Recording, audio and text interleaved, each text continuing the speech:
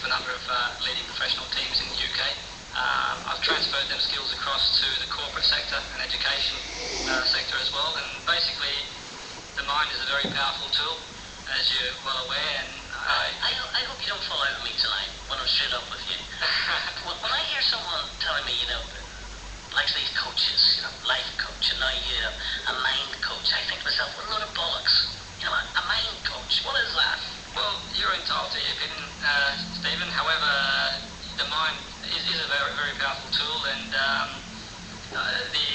if you think of a powerful computer system, the mind is far more powerful than any computer system will ever use, but we don't have a series of instructions to tap into that resource. So basically what I do, I get the best out of people mentally to make sure they maximise their potential, and in the workplace, obviously that means an increase in productivity. So you're a motivator? Well, I motivate in one sense, but also apart from motivating the people at work and sports people, I also make sure I get the best out of them using different strategies as well, communication strategies, and using peak mental state and other forms of getting the best out of people continuously. And is this really linked to getting into the brain? Is this really linked to the intricacies of the brain? Well, it certainly is, because before we do anything else, obviously the mind creates anything before we do anything. So if you look around, everything that's being put together has come from the mind first. And I think we can't underestimate the power of the mind. We use a lot of technology. We jump on a plane, we use a mobile phone, and that's all come from the mind. So we can't underestimate the potential the mind has. And I think basically by getting the best out of the mind, we can increase productivity, become more efficient in the workplace. Give me an example, because you're going to have to give me practical examples to help me understand this. So with a footballer who clearly has developed skills, is one of the top footballers and knows how to do it, it's all about training. What do you do? How do you get inside their mind? What do you do? Well, there's a number of ways to maximise the footballer's potential. On one specific occasion last season, we had a player that wasn't playing as well as he could do. He was out of form, and we used the peak mental state strategy. What we did do is we recalled all his successful, all the times he was successful in playing. So specifically what we're trying to achieve is getting to score more goals. He was a striker and he wasn't scoring, he was going through a loss of form. So what we did is we recalled all his successful performances and got him to link the successful performances to what we call an anchor cue. So in linking the stimulus with the emotion, whenever he got into a position where he wasn't playing as well as he could do, by using the anchor or the cue, he would get himself back into peak mental state and eventually obviously regain his form. What was the cue? The cue was to flick his wristband. So what we got him to do is reach peak mental state over and over again, and in doing that, what he would do once he reached that peak mental state in training, he'd flick his wristband. So that was the association. So for example, if he missed 2 or 3 easy goals and the crowd was getting on his back and things were going as well to plan, so what we would do, he'd flick his wristband, and just like a light switch, confidence would come back on, and he'd, obviously develop a different state of mind. So that's one of, obviously, a million different applications you could use. And that is something that he cannot control. He flicks the wristband and boom, it happens internally, automatically. Yeah, because when you think about it, if you listen to a specific song, it can take you back into a certain situation, and I think there are a number of things that we respond to. So if someone speaks to you in a certain tonality, if we listen to a certain song, it can take us back to a certain situation. So the key in the anchor, the wristband technique, or you could use a verbal cue, you could say something to someone, or you could press your thumb and finger together. There are a number of ways you could do that, but that was his link to peak performance whenever he had any loss of form. What's the difference between you? How did you describe yourself, sorry, Jim? Been described as a coach? Yes, indeed. And a hypnotist. What's the difference? The difference between a hypnotist? Well, I've seen these ads in newspapers. Stop smoking, lose weight, feel more confident, contact, Joe Blogg's a hypnotist. Well, hypnotherapy and hypnosis isn't specifically my area. I deal more on the psychological side, and I use a lot of neuro-linguistic programming in the work I do. It's a study of excellence, basically. So by modelling people who succeed and eliciting and extracting the strategies that they use, you can pass them on to other people. And also by learning what you do when you do it well. Are you born to succeed? Well, we're all equal at birth, and obviously how we go about doing things is up to us, I guess, to a certain degree. I mean, some of us have advantages, of course, by birth.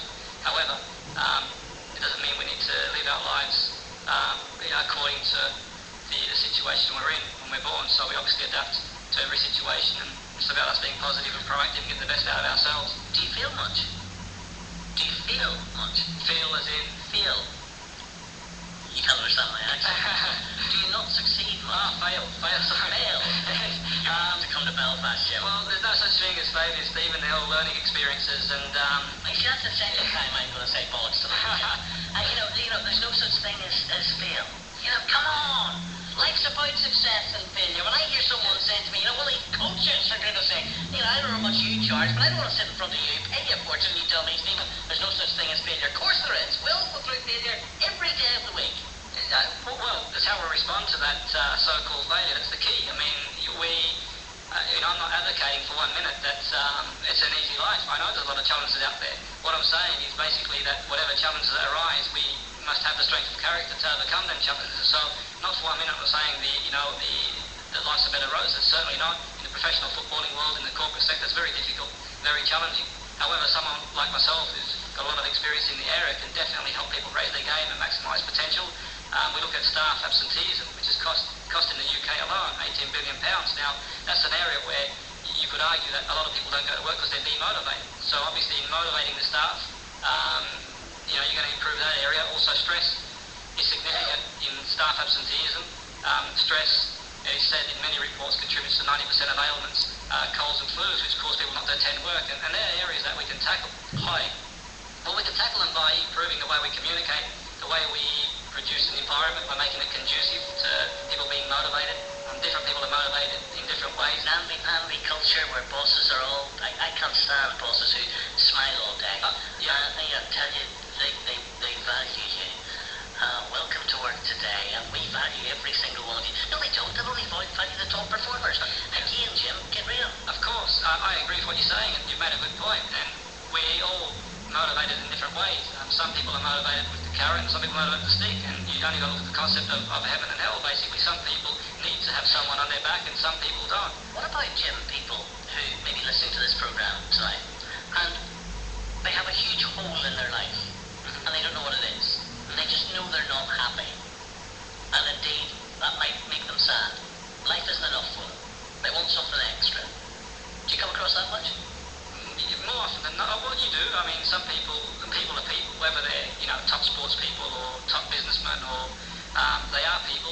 Obviously, some people work very hard, and they work very hard to get to where they are in terms of success, and when they get to what they believe is success, having achieved what they want to achieve, then they have something missing. And I think that comes down to the individual, and everybody's different. Everybody has a different definition of success, and I think there are people out there that do believe there's something missing, but then life's about consistently moving and growing and going forward. So it's there you go again. You don't like negativity, do you?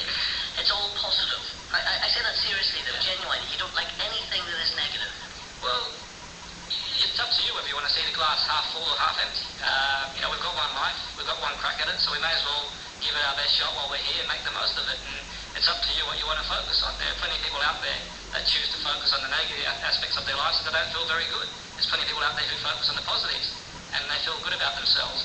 However, obviously we are human, and we are governed by emotions, and just seeing the situation like it is, logically at times, won't do anyone any harm. So you've been sitting here a while waiting for this interview tonight. You've been sitting behind the glass, you've come in here, and it is clear now, Jim, that you're sitting in front of someone. You've only met me for the last couple of minutes, and you're sitting in front of a guy. All right, I'm successful enough. How do you define success these days? Fair enough. I'm holding down a job. Let's put it like that. But I'm completely failing in handling my weight, in coping with my weight. We talked about, people get plastic surgery. We talked about all that, and that gets me down. Now, what are you going to tell me to do? Think positively about losing weight? Is that how you would cope with me? There'll be many